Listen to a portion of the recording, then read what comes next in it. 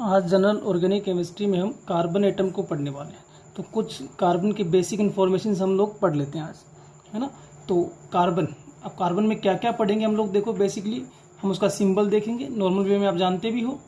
Atomic number देखेंगे, उसका number of proton कितने हैं, नंबर ऑफ इलेक्ट्रॉन्स कितने हैं, नंबर ऑफ न्यूट्रॉन्स कितने हैं, रिप्रेजेंटेशन कैसे करेंगे, एटॉमिक मास क्या है उसका, पीरियोडिक टेबल में उसकी पोजीशन क्या है और इलेक्ट्रॉनिक कॉन्फ़िगरेशन क्या है। ये बेसिक जानकारी हम कार्बन को लेके जानना चाहते हैं। तो शुरुआत करते हैं कार्बन के सिंबल से। तो कार्बन का सिंबल क्या होता है, कैपिटल लेटर में सी। कार्बन को सिंबलाइज करते हैं टेबल में कैपिटल लेटर के सी से। तो सिंबल हो गया। एटॉमिक नंबर, तो कार्बन का जो एटॉमिक नंबर है टेबल में वो है 6। और आप जानते हो ना, एटॉमिक नंबर जो होता है वही नंबर ऑफ प्रोटॉन होते हैं, यानी कि number of proton he atomic number है। तो नंबर ऑफ प्रोटॉन भी कितने हो गए, 6। तो कार्बन का सिंबल सी। कार्बन के पास जो एटॉमिक नंबर है वो 6 है। कार्बन का जो नंबर ऑफ प्रोटॉन्स है वो भी 6 है, 6 है। अब देखो कार्बन एटम हम पढ़ रहे हैं पीरियोडिक टेबल में। टेबल में ये न्यूट्रल स्टेट में, न्यूट्रल स्टेट में इलेक्ट्रॉन और प्रोटॉन्स का नंबर इक्वल होता है। तो नंबर ऑफ इलेक्ट्रॉन्स भी कितने हो जाएंगे, 6। ठीक है। कार्बन के कई आइसोटॉप्स होते हैं, पर हम जिस कार्बन को पढ़ते हैं वो कार्बन 12 होता है। और कार्बन 12 में 6 प्रोटॉन प्लस 6 न्यूट्रॉन। ठीक है, तो प्रोटॉन 6 है, न्यूट्रॉन भी 6 है। ये कार्बन की बेसिक इंफॉर्मेशन। ठीक है, प्रोटॉन प्लस न्यूट्रॉन जो होता है वो मास नंबर के इक्वल होता है। तो प्रोटॉन प्लस न्यूट्रॉन यानी कि 6 प्लस 6, तो इसका मास नंबर कितना हो जाएगा, 12। तो कार्बन 12 की स्टडी करें हम लोग, तो कार्बन 12 है, तो मास नंबर 12, और मास नंबर किसके इक्वल होता है, number of proton plus number of neutron. तो कार्बन एटम के कुछ बेसिक इन्फॉर्मेशन ये शायद आप जानते भी हैं, लगभग सभी जानते हैं। तो कार्बन का सिंबल सी।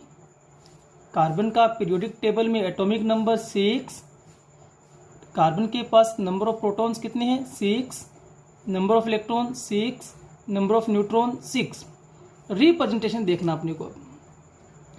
देखो कार्बन को इस तरीके से रिप्रेजेंट करते हैं, सी सिंबल हो गया, 6 और ऊपर लगा दिया हमने 12। नीचे वाली स्क्रिप्ट इसके एटॉमिक नंबर को शो कर रही है और ऊपर वाली स्क्रिप्ट इसके मास नंबर को शो कर रही है। ठीक है, mass number is equal to proton plus neutron. ठीक है, प्रोटॉन प्लस न्यूट्रॉन, तो प्रोटॉन इसके पास कितने हैं, 6, और न्यूट्रॉन कितने हैं, 6। तो 6 प्लस 6 12। क्लियरिटी आ गई। तो मास नंबर को रिप्रेजेंट किया हमने ऊपर की स्क्रिप्ट में, एटॉमिक नंबर को रिप्रेजेंट किया नीचे की स्क्रिप्ट में। हाँ, कुछ किताबों में हो सकता है लिखने का तरीका अलग हो, तो आपको ऐसे भी लिखा मिल जाएगा। तो ये भी कंफ्यूजन नहीं है। नीचे की स्क्रिप्ट किसको बता रही है, एटॉमिक नंबर को। अपर स्क्रिप्ट किसको बता रही है, मास नंबर को। मास नंबर किसके इक्वल है, प्रोटॉन प्लस न्यूट्रॉन। प्रोटॉन कितने इसके पास, 6। न्यूट्रॉन कितने, 6। 6 प्लस 6 12, तो 12 लिख दी हमने। अब आते हैं अपन इसके एटॉमिक मास पर। एक कार्बन एटम का जो एटॉमिक मास होता है, वजन जो उसका होता है वह 12.01, इसलिए अपने इसको अप्रोक्सीमेट 12 ही लिख देते हैं, AMU। यूनिट किस में लिखी जा रही है, 12.01 AMU। AMU क्या है, यूनिट है। कैसी यूनिट है, इसका फुल फॉर्म है एटॉमिक मास यूनिट। ठीक है, एटॉमिक मास यूनिट। तो एटॉमिक मास को मेजर करने के लिए एक यूनिट यूज की गई जिसका नाम है AMU, एटॉमिक मास यूनिट। तो वन कार्बन एटम का जो वेट है, मास है, वो कितना है, 12.011 AMU, एटॉमिक मास यूनिट। पर कोई आपसे पूछे कि ये जो वेट है AMU में, इसको ग्राम में रिप्रेजेंट करिए, समझ में आ रही बात, ग्राम में।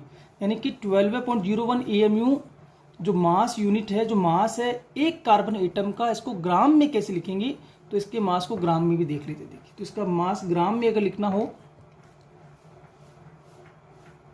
तो आप लिखेंगे 1.99 इंटू 10⁻⁻23 ग्राम।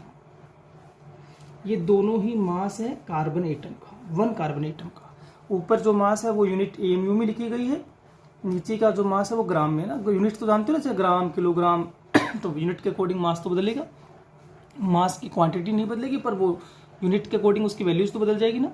जैसे आप 1 किलो लिखते हो फिर 1000 ग्राम लिखते हो, याद है ना, ये तो 1 kg इज इक्वल टू 1000 ग्राम।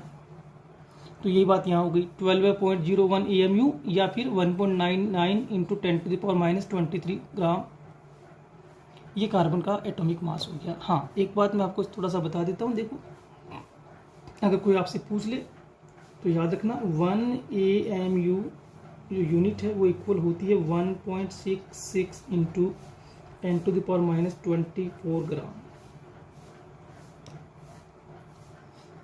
ठीक है, एक AMU का जो मास है वो ग्राम में अगर निकालना हो तो वो किसके इक्वल है 1.66 इंटू 10⁻⁻24 ग्राम। 12 को निकालना तो 12 से इसको मल्टीप्लाई कर लो, 12 को इससे मल्टीप्लाई करेंगे तो यही नंबर आएगा। आगे बात समझ में? अगर यहाँ 16 होता तो इसको 16 से मल्टीप्लाई करते तो जो नंबर आता वो लिख देते। तो क्लियर है ना, एक AMU 1 AMU is equal to 1.66 into 10⁻⁻24 gram. ठीक है, वर्तमान में अगर देखें ना एट प्रेजेंट कंडीशंस में तो AMU जो है उसकी जगह पर हम लोग एक नई यूनिट यूज करते हैं यू मतलब यूनाइटेड यूनिट। तो ये जरूरी नहीं है कि AMU ही लिखा मिलेगा, हो सकता है इस AMU की जगह पर केवल क्या लिखा मिले यूनाइटेड यूनिट, है ना। तो हाँ, ये कन्फर्म है कि यूनाइटेड यूनिट और AMU एक ही बात है, यानी कि उनकी वैल्यू सेम होती है। 1 AMU is equal to 1 united unit 1 U। तो हो सकता है कि आपको किताबों में कहाँ जब आप पढ़ने बैठेंगे तो 12.01 U लिखा हुआ मिल जाए, तो U से कंफ्यूजन नहीं हो ना। U is known as united unit but it is actually same as atomic mass unit AMU। ठीक है, चलें आगे। तो ये हो गया पोजीशन इन पीरियोडिक टेबल, ये अपने को अब देखनी है। ठीक है, पोजीशन देखनी है कि पीरियोडिक टेबल में क्या पोजीशन है। तो पीरियोडिक टेबल हम लोगों ने 10th क्लास में आप लोगों ने पढ़ा होगा। तो उसमें देखो दो बातें होती है, एक तो पीरियड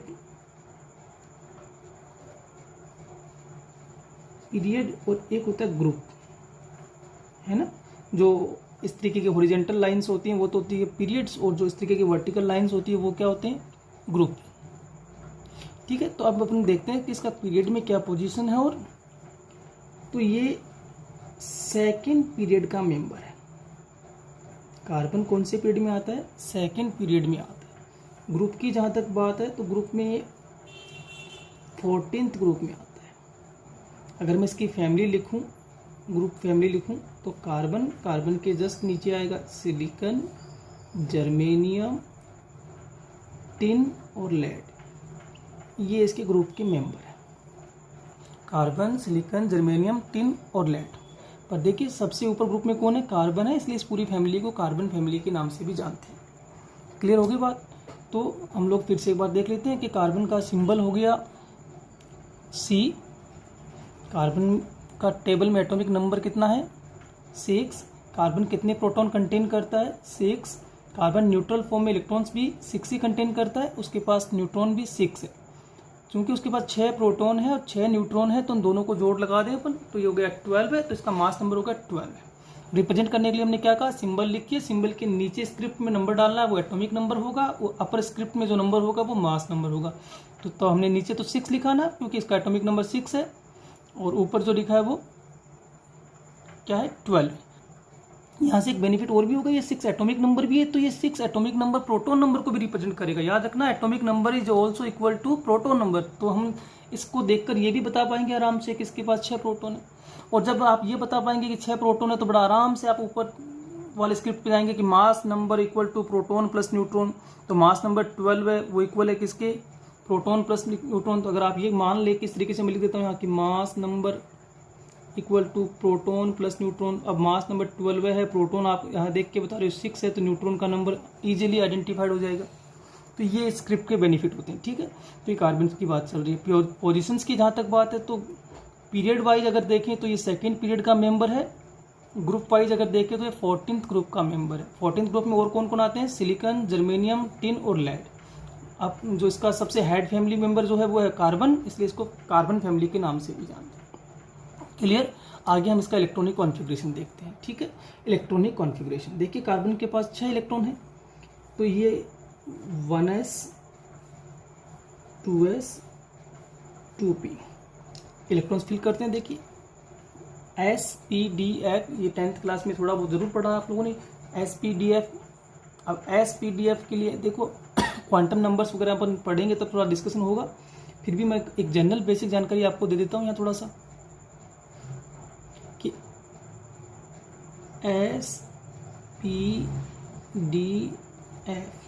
इनके लिए L की वैल्यू लिखता हूँ। L जो है ना वो एजीमुथुअल क्वांटम नंबर, उसकी वैल्यू लिखता हूँ। तो एजीमुथुअल क्वांटम नंबर्स की जो वैल्यू है वो देखिए ध्यान से, S के लिए वो 0 है, P के लिए वो 1 है, D के लिए वो 2 है, F के लिए वो 3 है। ठीक है, ये हो गया। अब मैं एक और क्वांटम नंबर है M, मैग्नेटिक क्वांटम नंबर, याद रखना कौन सा है, मैग्नेटिक क्वांटम नंबर। ठीक है, अब वो मैग्नेटिक क्वांटम नंबर कहाँ से कहाँ तक होता है, वो होता है -L2 + L। तो अगर 0 के लिए तो माइनस प्लस कुछ होता नहीं, वो तो 0 ही रहेगा। तो 0 का मतलब एक ही नंबर आया ना, केवल एक नंबर एक ओरिएंटेशन, एक नंबर एक ओरिएंटेशन, एक ओरिएंटेशन एक ऑर्बिटल। तो S के पास केवल एक ही ऑर्बिटल हुआ। अगर मैं P पे जाऊँ तो कितने बनेंगे, -1 0 + 1, करेक्ट है ना, -1 0 + 1 कितनी हुई, और 3 वैल्यू हुई, 3 वैल्यूज मीन्स 3 ओरिएंटेशन। 3 ओरिएंटेशन का मतलब हुआ 3 ऑर्बिटल कंटेन करता है कौन, P सबसे। अगर D में जाते तो 2 है, ये वैल्यू L की 2 है, तो -2 प्लस करके देखिए तो -2 -1 0 + 1 सॉरी -2 -1 0 + 1 + 2 कितने हुए, फिर गिनो, -2 -1 0 + 1 + 2, यानी कि टोटल 5 वैल्यू।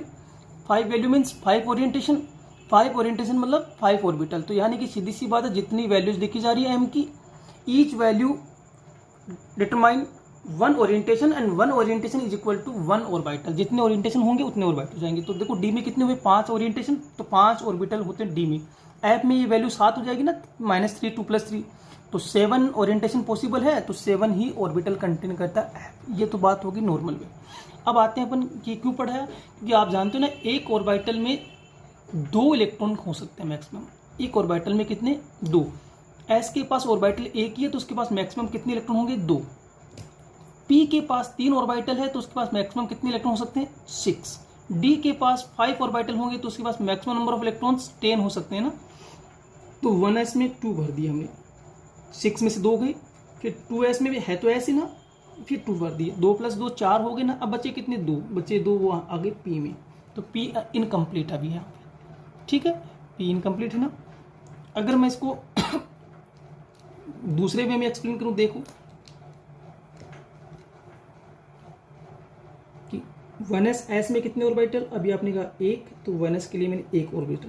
2s में भी 2 से मतलब नहीं है, 2 तो नंबर ऑफ सेल है, उससे मतलब नहीं है। S देखिए, S में 1, हाँ P में कितने, P में आपने कहा -1 0 + 1, तो 3 ओरिएंटेशन, इसका मतलब 3 ऑर्बिटल। ठीक है, ये हमने यहाँ फिल कर दिया। अब आते हैं अपन इसमें इलेक्ट्रॉन्स को फिल करके देखते हैं। देखिए, पहला इलेक्ट्रॉन, दूसरा इलेक्ट्रॉन ऑपोजिट स्पिन में होंगे, थर्ड, फोर्थ, ये फिफ्थ, सिक्स यहाँ आएगा, क्योंकि हुंस रूल्स में ये कहा गया है कि पहले अनपेड इस तरीके की स्थितियां जब बनती है ना, जब 3 बॉक्स 5 बॉक्स 7 बॉक्स, इसका मतलब होता है ये एक सेम एनर्जी के ऑर्बिटल्स है, डीजनरेट ऑर्बिटल्स है। यहाँ इलेक्ट्रॉन्स पहले अनपेड 1 1 1 देन पेयरिंग, ये इसकी कंडीशंस है। आपसे अगर मैं पूछूं, ये नॉर्मल स्टेट में इसकी कंडीशन है ना, ग्राउंड स्टेट में ना टेबल में इस फॉर्म में होता है। अब मुझे बात बताओ, यहाँ अनपेड कितने हैं, तो ये तो पेयर में है, जोड़ी है, ये जोड़ी है, ये अकेला है, ये अकेला, तो टोटल कितने हो गए, 2 अनपेयर्ड इलेक्ट्रॉन्स। ठीक है, इसके पास 2 अनपेयर्ड इलेक्ट्रॉन है एट कंडीशंस में। इस कंडीशंस में इसके पास 2 अनपेयर्ड इलेक्ट्रॉन है। देखो नॉर्मल वे में क्या होता है, हम लोग ये पढ़ते हैं कि वैलेंस सेल में जितने इलेक्ट्रॉन्स होते हैं, वैलेंस सेल का मतलब आउटर मोस्ट सेल्स होता है। तो आउटर मोस्ट में तो देखो अगर देखें तो आउटर मोस्ट सेल पूछा इसने, सेल ये वाले होते हैं, ये नंबर लेके होते हैं, सेल के नंबर होते हैं, नंबर ऑफ सेल। तो आउटर मोस्ट नंबर कितना है, बड़ा नंबर 2, 2 ये है, 2 ये है, तो इस टोटल का टोटल पूरा क्या हो गया, वैलेंस सेल। कौन सा सेल हो गया, वैलेंस सेल या आउटर मोस्ट सेल। अब इस आउटर मोस्ट में टोटल कितने इलेक्ट्रॉन है, गिनिए भाई, टोटल कितने इलेक्ट्रॉन है, 2 + 2 4। ऑक्टेट कंप्लीट करने के लिए कितने चाहिए? 8। 4 इसके पास अवेलेबल है, 4 की कमी है, यही ना। तो ये 4 इलेक्ट्रॉन का एक्सचेंज ऑफर करेगा, यानी या तो लेन देन करेगा या जो भी पार्टनरशिप करेगा वो आगे अपन पढ़ेंगे। तो ये इसके पास 4 है, पर अनपेड कंडीशंस में कितने हैं? 2। नॉर्मल वे में क्या होता है, हम ये मानते हैं कि जितने अनपेड इलेक्ट्रॉन होते हैं उतने ही वो बॉन्ड बनाएगा साइड, पर यहाँ ऐसा नहीं हो रहा। क्यों नहीं हो रहा? देखिए, जब ये दो इलेक्ट्रॉन जो है ना अनपेड, ये बॉन्ड बनाने में जाएंगे तो ये एनर्जी रिलीज करेंगे, है ना। बॉन्ड फॉर्मेशन में हमेशा ही एनर्जी रिलीज होती है, और ये जब 2 इलेक्ट्रॉन बॉन्ड फॉर्मेशन के लिए अग्रेसर होंगे या प्रोग्रेसिव होंगे तो क्या करेंगे? एनर्जी रिलीज करेंगे, और वो जो एनर्जी होगी वो इन इलेक्ट्रॉन को एक्साइटेड करने के लिए सफिशियंट होगी। जब ये इलेक्ट्रॉन एक्साइटेड होगा तो यहाँ से ये इलेक्ट्रॉन जंप करेगा और ये खाली ऑर्बिटल में यहाँ आ जाएगा। यहाँ आने के बाद की स्थितियाँ फिर देखो एक बार क्या हुई। ये तो ऐसे का ऐसा है, ये एक हो गया, ये पहले से था, ये भी था, ये नया आ गया, ठीक है। तो ये कंडीशंस हो गई ना, 1s 2s 2p। इस स्थिति को मैं कहता हूं एक्साइटेड स्टेट। तो अब कार्बन कहाँ है? कार्बन इन एक्साइटेड स्टेट, उत्तेजित हो गया साहब, एनर्जी मिल गई इसको। अब इस स्टेट में क्या दिखा रहा है? 4 अनपेड इलेक्ट्रॉन, 1 2 3 4। कितने हैं? 4। आप ध्यान रखना, अनपेड इलेक्ट्रॉन्स पेयर बनाएंगे तभी तो बॉन्ड बनेगा। तो ये एक इलेक्ट्रॉन सामने से कोई दूसरा इसको मिले या ये जैसे भी बनाए, पर एक ये पेयरिंग करना चाहता है। जब पेयरिंग करेगा, नॉर्मली कार्बन जो होता है वो पार्टनरशिप की बॉन्डिंग करता है। पार्टनरशिप की बॉन्डिंग का मतलब 50-50% की पार्टनरशिप करता है, कोवेलेंट बॉन्ड बनाता है। 50-50 को आप यूँ समझ सकते हो कि आप किसी के साथ बिजनेस करते हो तो 50% पैसा आपका, 50% आपके पार्टनर का।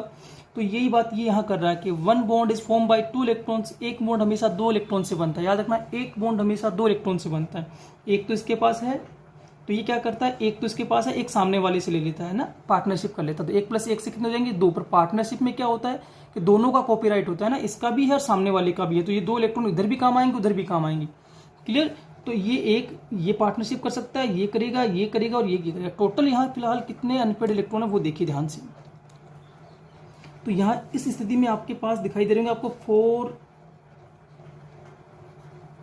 अनपेयर्ड इलेक्ट्रॉन्स जो पेयरिंग करेंगे, और पेयरिंग करेंगे तो क्या बनाएंगे? बॉन्ड बनाएंगे। Due to which it form 4 covalent bond. तो आपसे कोई पूछे कार्बन 4 बॉन्ड क्यों बनाता है, तो कार्बन एक्साइटेड स्टेट में चला जाता है। कार्बन जब एक्साइटेड स्टेट में जाता है तो इसके पास नंबर ऑफ अनपेड इलेक्ट्रॉन्स 4 हैं, जिनको ये पार्टनरशिप में ले जाएगा, शेयर करेगा, और शेयरिंग के साथ ये बॉन्ड बनाएगा। 4 सिंगल बॉन्ड इसके पास है, तो 4 सामने से जिस भी एटम से आएंगे उनके साथ ये पेयरिंग करेगा, और पेयरिंग के साथ ये बॉन्ड बनाएगा। तो कितने बनाएगा? 4 बॉन्ड बनाएगा। समझ में आ गई बात। तो 4 अनपेड इलेक्ट्रॉन होने की वजह से कार्बन कितने बॉन्ड बनाता है? 4 बॉन्ड बनाता है। 4 बॉन्ड बनाने के कारण ही हम लोग क्या बोलते हैं कि कार्बन इज टेट्रावैलेंट।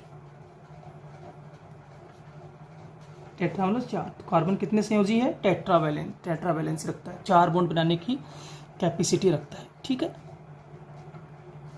क्लियर हो गई बात।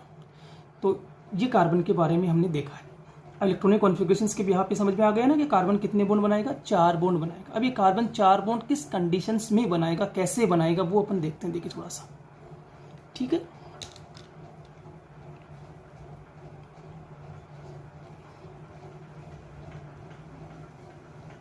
देखो थोड़ा सा देखते हैं अपन कि कंडीशन 1, फर्स्ट कंडीशंस को अपन देखते हैं। देखिए कि स्थिति अपन इसको चेक करते हैं, देखना बॉन्ड तो यही बनाने वाले हैं, केवल यही बनाने वाले, तो इनकी डिस्कशन कर लेते हैं। देखिए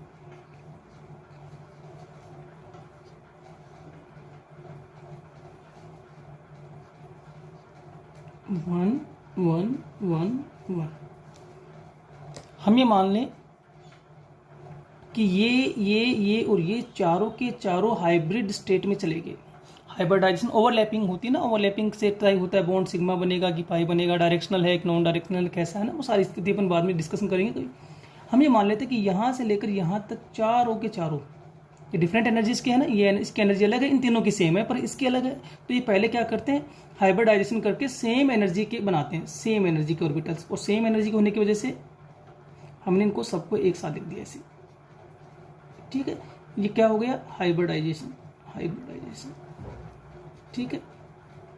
कौन सा हाइब्रिडाइजेशन हुआ ये भी अपन डिस्कशन कर लेते हैं। देखो ये कौन सा ऑर्बिटल है, एस, ये कौन से वाले हैं, पी, और पी के कितने यूज किए आपने, 1 2 3, तीनों यूज कर लिए, तो ये हो गया sp3 हाइब्रिडाइजेशन। कौन सा हो गया, sp3 हाइब्रिडाइजेशन। इसके पास ये एक अनपेड, ये अनपेड, ये अनपेड और ये अनपेड।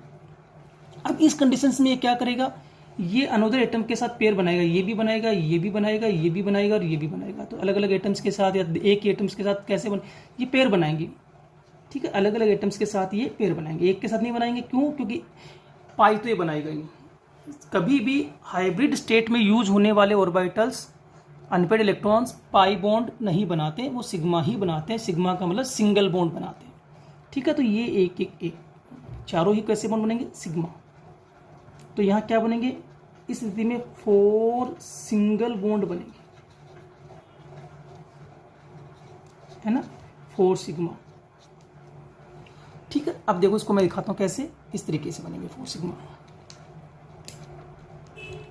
इसको यूं समझ सकते हो कि कार्बन 1 2 3 4, देखो हमने यहां लिखा साफ शब्दों में कि कार्बन अपने 4 अनपेड इलेक्ट्रॉन्स की वजह से जो बॉन्ड बनाते हैं वो संख्या में कितने हैं, 4 है। तो 4 बॉन्ड तो बनाने ही बनाने, तो कंडीशन एक कह रही है कि 4 बॉन्ड ऐसे बना सकता है, चारों क्या हो, सिंगल हो। कंडीशन 2 क्या कह रही है वो देखिए, वो कह रही है कि देखो भाई ये 1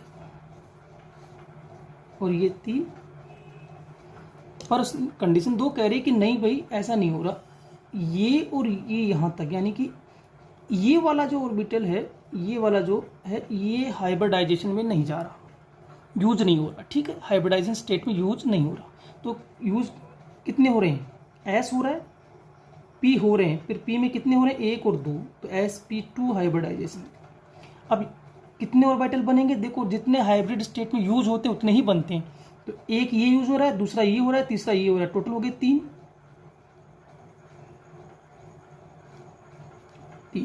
तीनों में अनपेड इलेक्ट्रॉन्स है, ये यूज हो, 3 बन गए। अब देखो ये 3 जो बने ये तो पेयरिंग कर लेंगे आराम से, और मैंने पहले कहा जो हाइब्रिड स्टेट में आ गए वो सिग्मा ही बनाएंगे, सिग्मा का मतलब सिंगल बॉन्ड, तो ये सिंगल बनाएंगे। तो आपके मुताबिक ये स्ट्रक्चर तो कंफर्म हो गई ना, ये सिंगल का मतलब सर ये हो गया कि C1 2 और 3, सर ये 3 सिग्मा बॉन्ड तो बनेंगे, करेक्ट, यस और नो, करेक्ट है ना, कि 3 सिग्मा बॉन्ड तो बनेंगे, 3 सिंगल बॉन्ड तो बनेंगे, ठीक है। अब क्या होगा, देखो ये जो एक अभी भी बचा हुआ है ये कैसा है, अनपेड तो है ना, अनपेड का मतलब 1 इलेक्ट्रॉन कंटेन किए हुए एंड अनहाइब्रिड भी है, हाइब्रिडाइजेशन स्टेट में नहीं गया, सही है ना, अनपेड भी है और अनहाइब्रिड में। अब याद रखना हमेशा कि जो अनहाइब्रिड ऑर्बिटल होते हैं वो हमेशा ही पाई बॉन्ड बनाते हैं। कौन सा बॉन्ड बनाते हैं, पाई बॉन्ड। और पाई बॉन्ड क्या होता है, वीक होता है, कमजोर होता है। कमजोर आदमी क्या करता है, उसको सहारे की जरूरत होगी, तो किसी ना किसी सहारे में चलता है। तो ये पाई बॉन्ड कभी अकेला बनता नहीं, इट इज नॉट फॉर्म अलोनली, कभी अकेला नहीं बनता, ये किसी ना किसी के साथ बनेगा।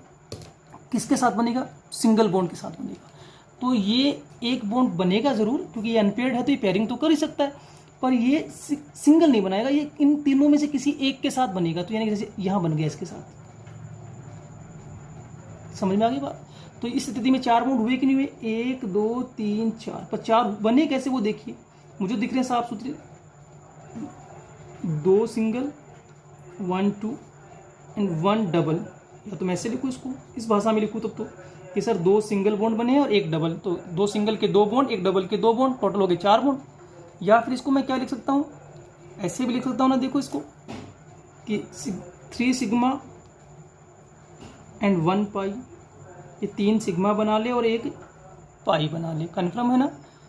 कोई दिक्कत? तो कार्बन अपने 4 बॉन्ड बनाएगा, डेफिनेट बनाएगा, पर वो 4 बॉन्ड कैसे बनाएगा, ये मैं कह रहा हूं कि वो अलग अलग कंडीशंस हो सकती है। वो 4 सिंगल बना सकता है, 4 सिंगल बना ले तो अच्छी बात है, नहीं तो फिर क्या करेगा वो 2 सिंगल और एक डबल बॉन्ड भी बना सकता है। और आपको सर और भी कोई कंडीशन है क्या, तो अपन एक और देख लेते हैं स्थिति। देखो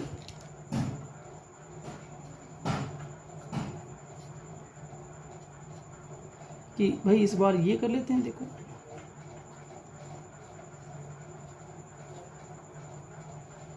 ठीक है, ये आउटर मोस्ट सेल्स के वैलेंस सेल वाले ये वाले आ गए ना सेम।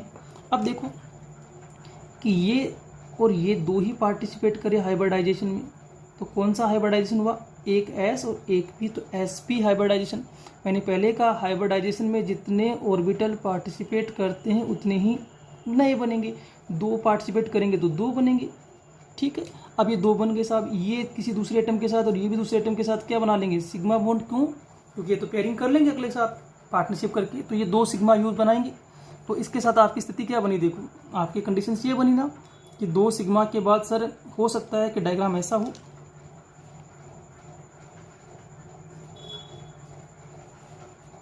बना दिए 2 सिग्मा, बना दिए ना 2 सिग्मा, 2 सिग्मा का मतलब 2 सिंगल बॉन्ड।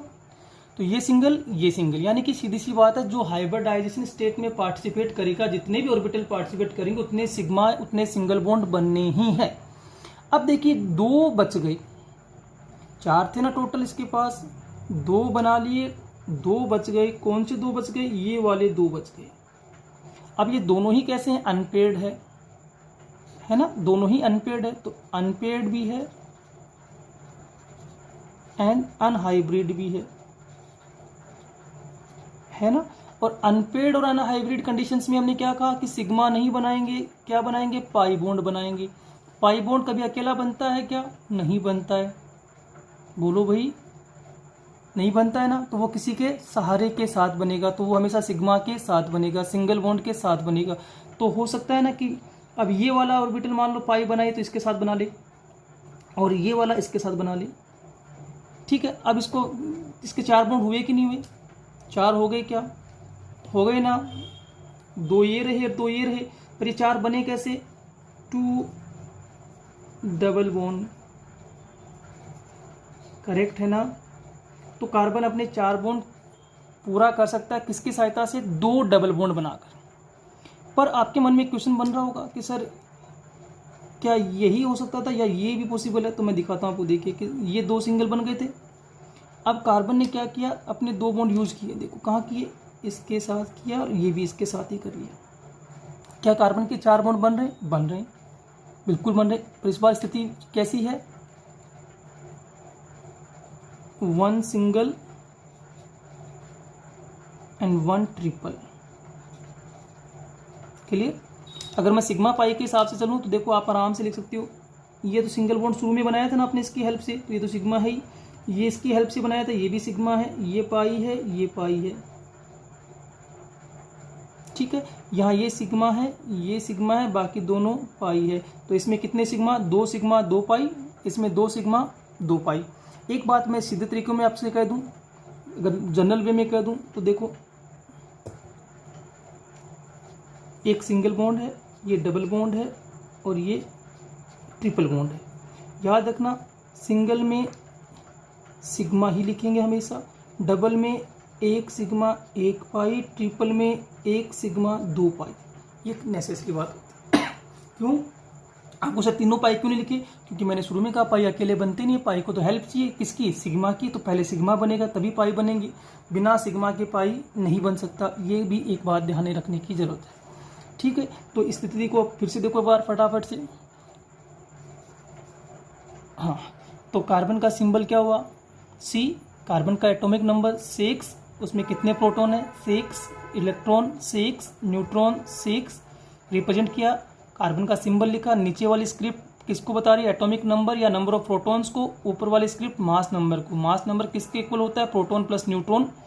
ठीक है, एटॉमिक मास कितना है इसका, 12 है, अप्रोक्सीमेट 12 है। किसमें, AMU में या यूनाइटेड यूनिट U में। पर ग्राम में लिखे तो 1.99 इंटू 10⁻⁻23 ग्राम। पर याद रखना ये जो मास लिखा जा रहा है ये एक कार्बन एटम का है, सिंगल कार्बन एटम का है। पोजीशन इन पीरियोडिक टेबल, तो पीरियड नंबर 2 है, ग्रुप नंबर 14 है। ठीक है, इलेक्ट्रॉनिक कॉन्फ़िगरेशंस की बात करें तो 1s2 2s2 2p2 है, ये स्थितियां इसको दिखाई दे रही है। 2 अनपेड इलेक्ट्रॉन है, तो मेनली अपने माइंड में आता है कि 2 बॉन्ड बनाने चाहिए, पर ड्यूरिंग द बॉन्ड फॉर्मेशन जो एनर्जी रिलीज होती है उससे ये एक्साइटेड होते हैं, एक्साइटेड से ये स्थिति आ जाती है। इस स्थिति में इसके पास 4 अनपेड है, तो टोटल 4 बॉन्ड बनाएगा। अब ये 4 बॉन्ड कैसे बनाएगा, तो हमने कहा 4 सिंगल बना सकता है जब ये वाला सिचुएशन फॉलो हो। 4 सिंगल में क्या होता है, चारों के चारों ऑर्बिटल हाइब्रिड हो जाएं और हाइब्रिड होने के बाद सेम एनर्जी के होकर नए बॉन्ड बना लें। ठीक है, तो 4 इस और चारों बॉन्ड सिंगल है तो 4 सिग्मा हो गई ना। दूसरी स्थिति क्या है कि नहीं सर 2 सिंगल बॉन्ड और 1 डबल बॉन्ड बना ले, बॉन्ड तो 4 ही बना लेना, 2 सिंगल और 1 डबल। और उस स्थिति को अपन कैसे दिखाएंगे कि 2 सिंगल और 1 डबल का मतलब हो गया कि 3 ही ऑर्बिटल हाइब्रिड स्टेट में गए, 1 s और 2 p। तो तीनों ने तो बनाए सिंगल बॉन्ड और जो बच गया एक जो अनपेयर्ड है अनहाइब्रिड है उसने बनाया सिंगल के साथ पाई बॉन्ड। तीसरी कंडीशन क्या है कि 2 ही बॉन्ड हाइब्रिड स्टेट में जाए तो 2 ही सिंगल बनेंगे, पहले 2 सिंगल बने, फिर उसमें क्या हुआ 2 बचे भी हैं उन्होंने पाई बना लिए, तो सिंगल तो रहे नहीं, टोटल मिला के वो डबल हो गए ना, मल्टीपल बॉन्ड हो गए।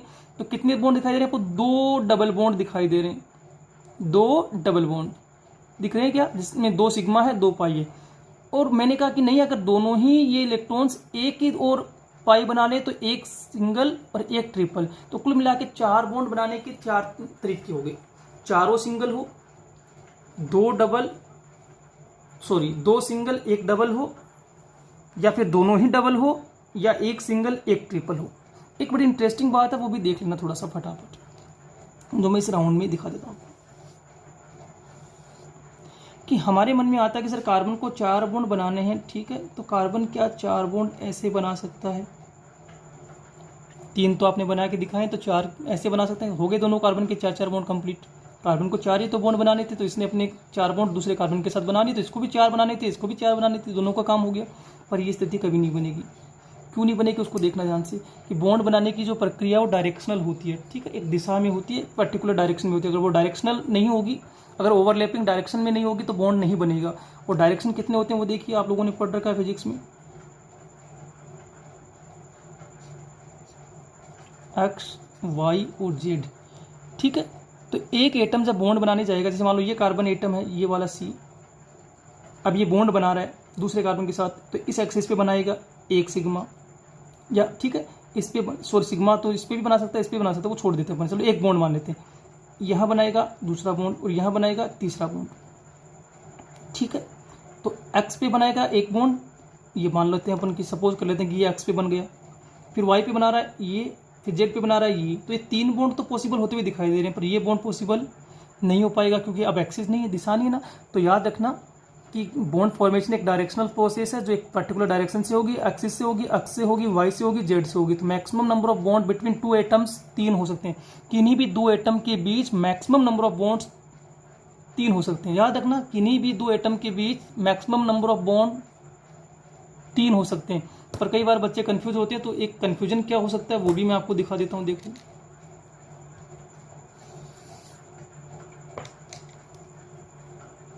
एक स्ट्रक्चर है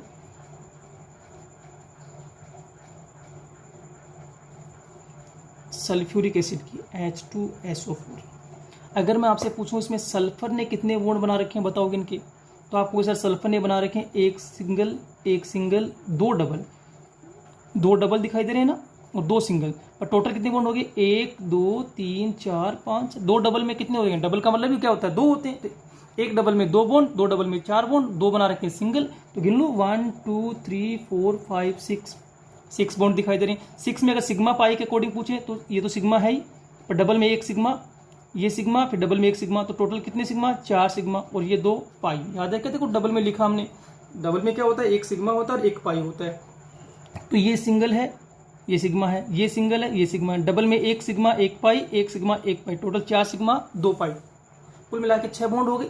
अब आपके मन में आ रहा है सर अभी तो आपने कहा 3 ही बॉन्ड बनाएंगे, अभी 6 कैसे बना रहे हैं, तो मैंने ये कहा है कि किन्हीं भी 2 एटम के बिटवीन 3 ही बॉन्ड बन सकते हैं मैक्सिमम 2 एटम के बिटवीन। मैंने ये नहीं कहा कि एक एटम बॉन्ड ही 3 बनाता है। देखो सल्फर ऑक्सीजन, ये यहाँ देखो सल्फर ऑक्सीजन दिख रहा है क्या, सल्फर ऑक्सीजन कितने बॉन्ड इनके बीच, 1। इस सल्फर ऑक्सीजन के बीच कितने हैं, 2 एटम के बीच 1।